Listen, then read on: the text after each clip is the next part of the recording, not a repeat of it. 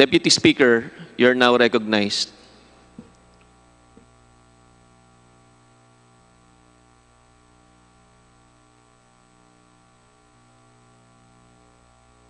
Meron po akong pin-repair na konti ring slide. Sana po maipakita muna bago ako magpatuloy. Pwede po, Deputy Speaker Marcoleta. Law, ibig sabihin batas. So kaya ginawa ang batas sa isang democratic country na kung nasaan tayo ngayon is para maging pantay-pantay ang lahat ng tao. Sa classroom may batas. Bawal lumabas o bawal lumabas. Pero pag sinabing pag nag-comply ka na bawal lumabas, pero may ginawa ka sa pinagbabawal nila, inayos mo yung law ng classroom nyo at sinabmit mo ulit, ay pwede nang pala ikaw lumabas. Mr. Speaker, No. my distinguished colleagues, hindi po nag-comply sa batas ang Abs-Cbn, kaya hindi po sila pwedeng lumabas at magpalabas. Those opposing the franchise application of Abs-Cbn will show with clear and convincing evidence that Abs-Cbn did not comply with the terms and conditions of its franchise, as well as our laws and the Constitution. In fact, they will show in the succeeding hearings of the Committee on Legislative Franchises that Abs-Cbn deliberately and with impunity violated the conditions of its legislative franchise and more so of our laws and the Constitution. Matagal na po kasi ang mga aligasyong ito.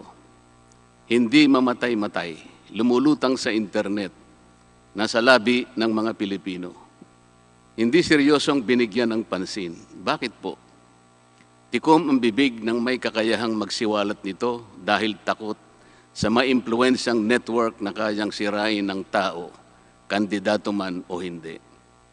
Salamat at ganap na nanindigan si Speaker Alan Peter Cayetano at hindi inalintana ang mga tuligsa sa kanya at pinayagan niya na magkaroon ng patas, bukas at malawak ang pagdinig sa mga aligasyong ito katulad ng nagaganap sa araw na ito.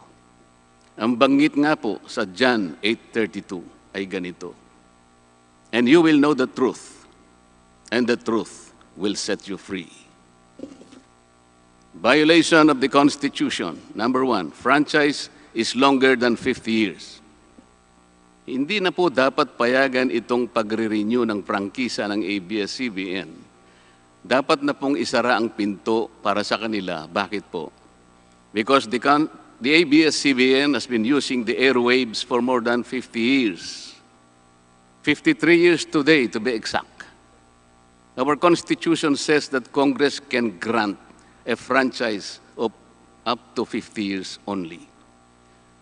Taong 1957, nang makuha ni Don Ayon Lopez Sr., may-ari ng Chronicle Broadcasting Network o CBN, ang Alto Broadcasting System o ABS. Simula po noong 1967 ay naging Abs-Cbn na po ang tawag dito dahil sa merger ng ABS at CBN. Kung susumahin po natin ang prangkisa nito simula noong 1967, ay 53 taon na po itong gumagamit ng airwaves magpahanggang ngayon.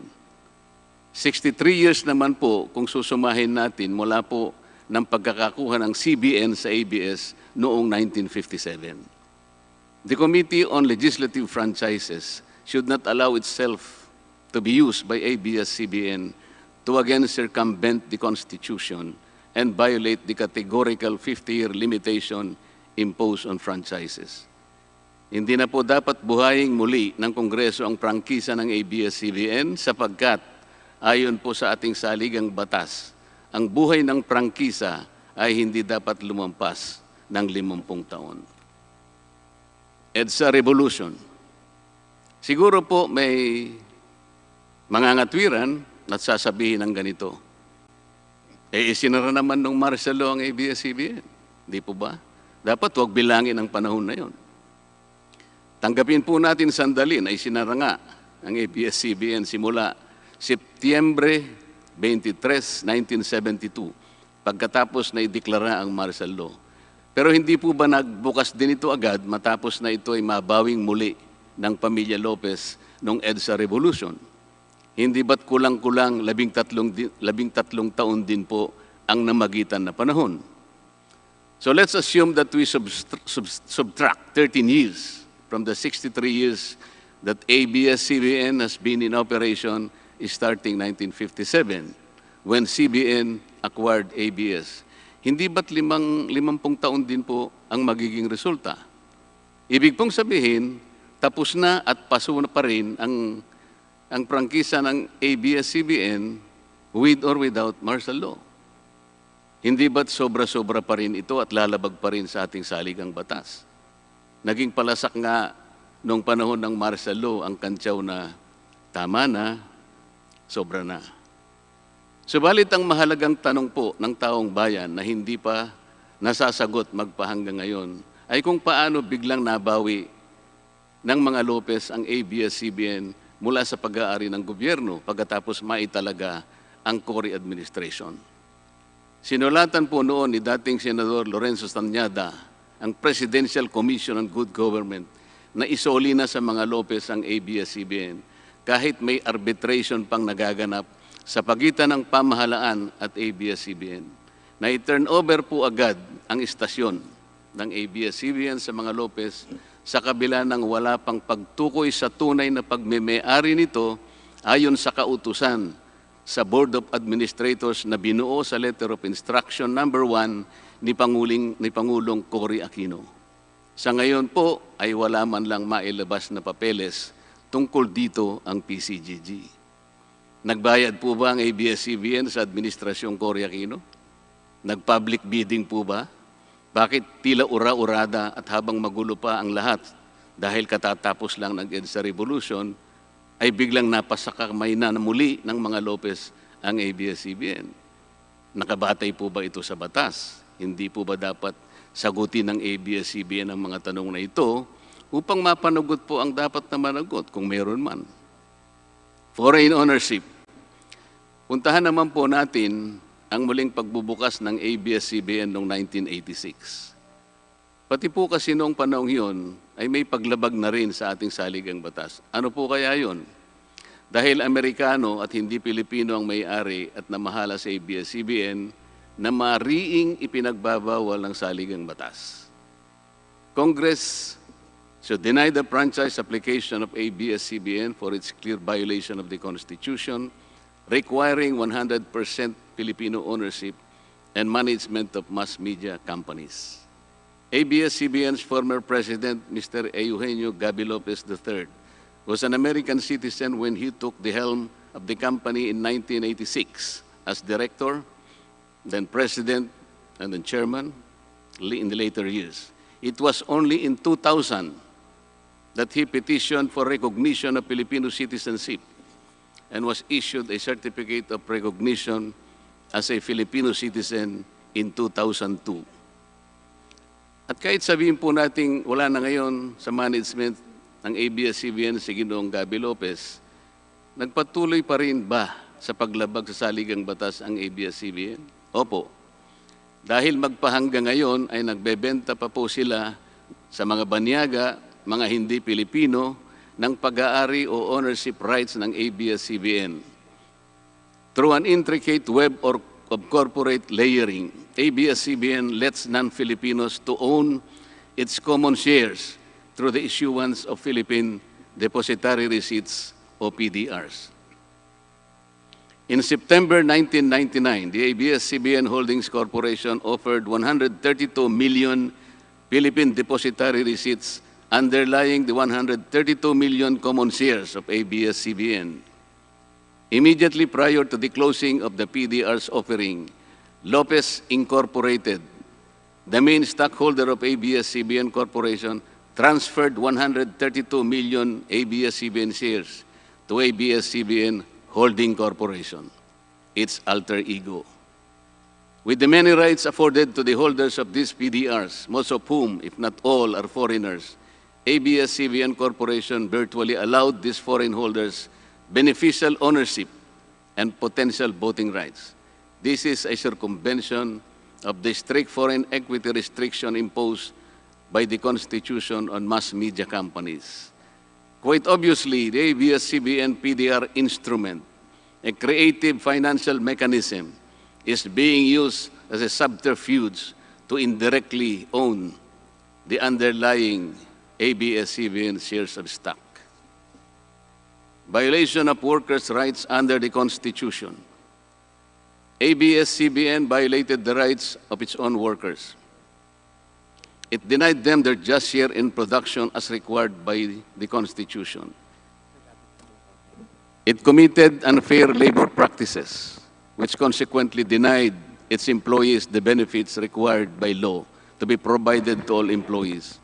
Isang halimbawa po dito ay ang asunto na isinampa ng halos 100 o mahigit sa 100 manggagawa ng ABS-CBN sa National Labor Relations Commission o NLRC dahil sa pagtanggal sa kanila dahil sila raw ay mga talents lamang at hindi mga regular na empleyado. Nanalo po ang mga manggagawa sa NLRC at maging sa Court of Appeals. Bakit hindi na lang nila sinunod ang hatol at umapila pa ang ABS-CBN sa Korte Suprema? Ito ba yung sinasabi po kanina sa opening salvo na ang pagmamahal sa kanilang kapamilya ay ganun na lamang? Mali naman po yata na sabihin ng ABS-CBN na lampas sa 11,000 ang mga empleyado nito dahil kung ito po ay masusi nating iimbestigahan, may 2,661 at isa lamang. 2,661 ang mga regular na empleyado nito. Ang karamihan po o mahigit na 8,500 na kawani ng ABS-CBN ay tinagurian nilang independent contractors or talents, project workers at contractuals lamang kahit na pang-regular na empleyo ang trabaho nila. Ayon po sa ating labor code, kapag pang-regular ang tungkulin ng isang manggagawa, dapat siyang gawing regular employee. Hindi dapat contractual. Hindi dapat independent contractor, talent, o kaya project worker lang. Malinaw na labag sa batas ang ginagawa ng ABS-CBN.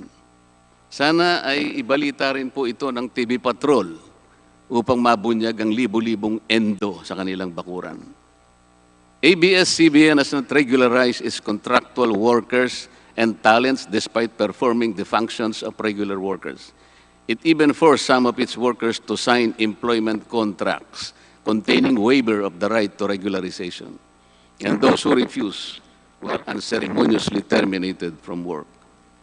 ABS-CBN has subcontracted most of its production work to subcontractor production companies, despite the fact that production is directly related to its core business.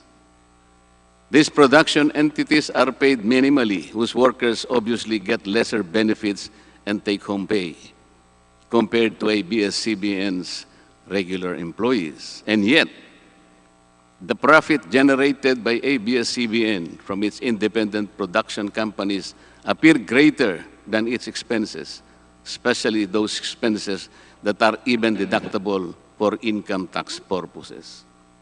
Kung kaya't hindi po may kakaila sa publiko na napakarami ng labor cases na hinarap at haharapin pa ng ABS-CBN. Ang masaklap pa po dito ni hindi nagbibigay ng contribution ang ABS-CBN para sa benepisyo ng kanilang mga empleyado.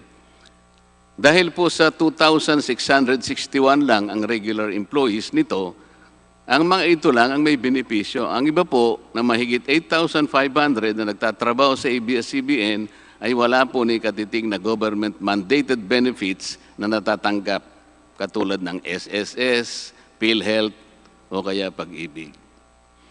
Kanina po sa opening salvo, narinig po natin na ang kanila pong isinasangkalan ay yung kanila pong mga kawani, mga manggagawa. Ang kongreso pong ito ay nakikidalamhati. Nalulungkot din po. Bakit naman po hindi? Kung pwede po nating ipaghalimbawa, sandali lamang po, ang ABS-CBN sa isang jeepney driver. Alam po niya na wala siyang prangkisa. Nagsakay po siya ng napakaraming pasahero. Yung mga pasahero naman po, bago sumakay doon, hindi naman niya tatanungin sa driver, Mamang chopper, kayo po ba ay may prangkisa? Yung rota po ba ninyo, pinapayagan yan? Wala pong nagtatanong na gano'n kasi mabilisan pare-pareho pong nagmamadali. Anong pong masita siya ng LTFRB? Gagamitin po ba nung driver na yon o nung taxi driver na yon o yung bus operator na yon? Kawawa naman po yung pasahero namin kung patitigilin mo ngayon. Meron pong pupunta sa ospital, meron pong pupunta sa trabaho, meron pong pupunta sa eskwela. Napakarami pong gawain itong mga taong ito. Ito po ba ang ibibigay po ninyong halimbawa? Hindi po ba dapat kayo muna ang kauna-unahan na nag-isip ng kapakanan nila? Ilagay ninyo sa magandang kalagayan ang pagpapatupad ng prangkisa ninyo at wala pong malalagay sa alanganin. Huwag po ninyong isasangkalan ngayon ang inyong mga manggagawa at kani-kanilang pamilya. Hindi po ganun. Sasagutin po ninyong aligasyon na ito, hindi po sa pamamagitan ng emotional appeal. If this indeed the true house of the people, the Committee on Legislative Franchises must side with the poor workers of ABS-CBN in denying its franchise, justice to them will be finally served, although ironically, this will also entail some sacrifice on their part. Political bias. ABS-CBN has been biased and partisan in favor of particular candidates and against certain candidates during the 2010 and 2016 presidential elections, contrary to the terms of its franchise and in violation of the Omnibus Election Code. Hindi naman po lingid sa kalaman ng marami, kung hindi man lahat, kung paano naging pro-Noynoy Aquino ang ABS-CBN noong 2010 at pro-Grace po at Leni Robredo naman noong 2016. It is also a matter of record that ABS-CBN failed to air some of President Duterte's political advertisements during the 2016 campaign period, despite receiving the payment for said political ads. Ang masakit po dito, kung hindi pa sila pinigilan ng korte sa pamamagitan ng isang TRO, ay nakahanda na palang ipalabas ng ABS-CBN sa bisperas mismo ng pagtatapos ng campaign period ng 2016 presidential elections. Ang mga anti-Duterte advertisements na binayaran ng isang dating senador, sinadya ang timing para hindi bigyan ng pagkakataong makasagot pa si Mayor Duterte na noon ay kandidato bilang presidente. Mabuti na lamang at napahinuhod ng ang korte ng petisyon ni Speaker Alan Peter Cayetano na noon po ay Vice Presidential Candidate ni Pangulong Duterte at dagliang nag-issue ng TRO ang korte sa ABS-CBN. It is now a public knowledge that President Rodrigo Duterte and Speaker Alan Peter Cayetano expressed their disappointments over ABS-CBN's unfair reportings and meddling in previous elections. For those opposing the franchise application, hindi na po dapat payagan ng ABS-CBN na muling pakialaman ang politika sa ating bansa. Panahon na para ang taong bayan ang pumili ng mga namumuno na gusto nila at hindi ang napipisil ng ABS-CBN. Paalala lang po sa ABS-CBN, you are a broadcasting company, not a political kingmaker. Either you play ball or you play fair. Multiple channels in one franchise. Mga kababayan, inabuso po ng ABS-CBN ang kanilang prangkisa. Sa hindi nila maipaliwanag na dahilan o maaari namang sinadya na gamitin ang kanyang prangkisa para sa isang channel lamang, pero gumamit pa ng ibang prangkisa ng telekomunikasyon na hindi naman pang broadcast upang mas kumita at makapagbenta sa pamamagitan ng maraming channels. ABS-CBN violated the terms and conditions of its franchise by offering its TV Plus boxes for a one-time fee but using the free-to-air signal authorized in the franchise granted by Congress at no cost to ABS-CBN. Tubong lugaw, ika nga. But this practice of ABS-CBN without permission from Congress or the National Telecommunication Commission is killing the cable industry, which depends on monthly based subscription of its clientele. At bukod po sa pagbebenta ng TV Plus box sa publiko, sa Kapamilya Box Office Channel na nakapaloob dito, ay nagawa pang maningil ang ABS-CBN sa bawat pelikulang gustong mapanood ng publiko sa KBO Channel.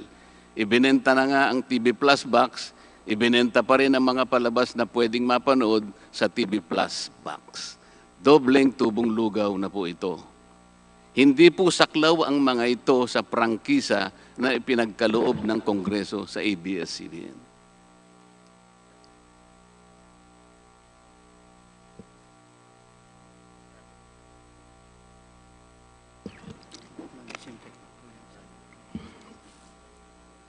ABS-CBN, contrary to the terms and conditions of its franchise, operated this pay-per-view channel, otherwise known as the Kapamilya Box Office, or KBO, without a valid permit from the NTC.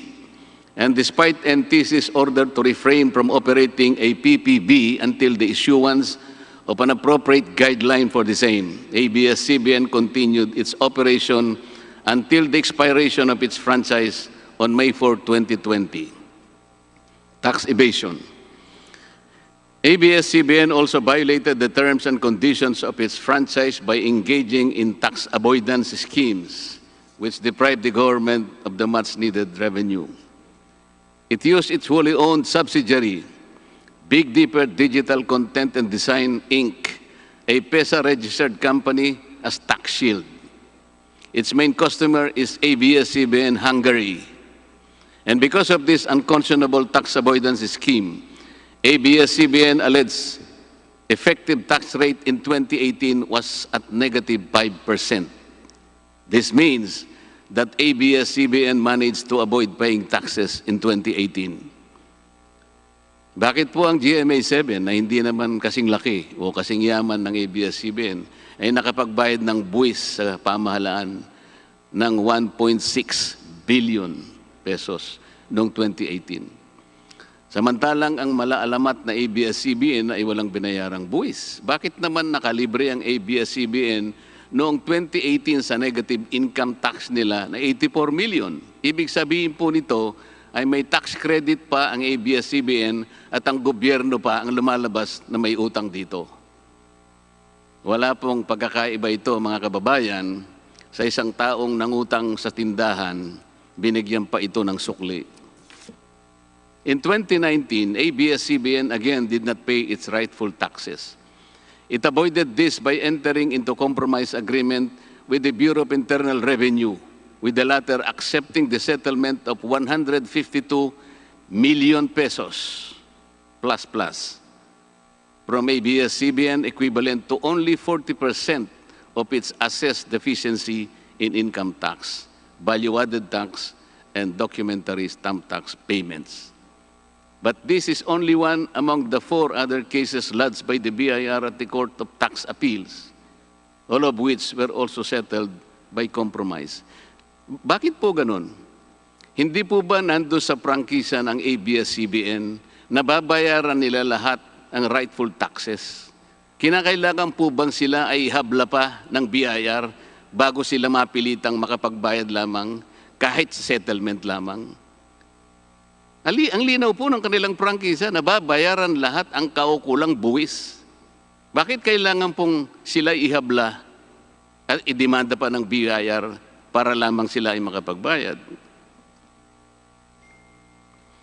There are also allegations to date that ABS-CBN's Lingkod Kapamilya Foundation, ALKFI, is being used as ABS-CBN as tax shield, and that ALKFI also failed to file donor's tax return and pay the donor's tax. Ito po ang mas nakalulungkot dito, mga kababayan. Kapag politiko o government official ang nagkawang gawa, epal ang tawag dito ng ABS-CBN. Kahit mula pa sa sariling bulsa ng politiko ang pinanggalingan ito.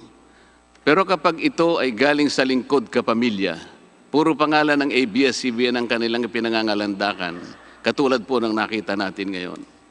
Alam naman natin na galing naman sa lahat, sa mga donors ang pondo na ginamit nila. Meron po kayang nanggaling sa yaman ng ABS-CBN. Di baling ang pantulong ng ABS-CBN ay galing sa donasyon ng ibang tao. Di baling ang perang pantulong ay mula sa tax avoidance ng kumpanya. Ang mahalaga ay mapalabas nila sa pamamagitan ng sa mamamayan, katulad po ng nakita natin ngayon na napakabuti at napakabait ng ABS-CBN.